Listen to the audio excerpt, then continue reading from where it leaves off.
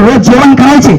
10वीचा काळ होता आणि 10वीची पेपर चालू होती. बाबासाहेब आंबेडकरांनी जेवण करावं, रामजीनं समोर बसावं आणि आपल्या लेकराकडे बघावं. बाबासाहेबांनी जेवण करावं, बाबासाहेबांनी विचारावं बाबा तुम्ही जेवण करा, आणि बाबासाहेबांकडे बघत बघत रामजीनं म्हणावं तुम्ही जेवण करा, भीमराव तुम्ही जेवण करा, मी नंतर जेवतो. 1 दिवस झाला, 2 दिवस झाले, 4 दिवस झाले, बाबासाहेब तुम्ही जेवण करा, मी तुमच्या नंतर जेवतो. बाप आनंदात दिसत होता, बापाच्या चेहऱ्यावरती वेगळं समाधान दिसत होतं. आणि मग बाबासाहेबांच्या 4-2 दिवस गेल्याच्या नंतर लक्षात येतं मी खाल्ल्याच्या नंतर बोडीमध्ये भाकर शिल्लक राहत नाही, मग माझा बाप काय खात असेल. आणि 5व्या दिवशी बाबासाहेबांनी सांगितलं बाबा तुम्ही जेवण करा, आणि त्यावेळेस बाबासाहेबांना रामजीने सांगितलं भीमराव तुम्ही जेवण करा, तुमचं झाल्यावर मी जेवतो. आणि त्यावेळेस प्रश्न पडलेल्या भीमरावांनी बापाला सांगितलं बाबा मी जेवण झाल्याच्या नंतर दुसरी शिल्लकच काही राहत नाही, तुम्ही खाता का बाबा, तुमची भूक भागते कशाला बाबा,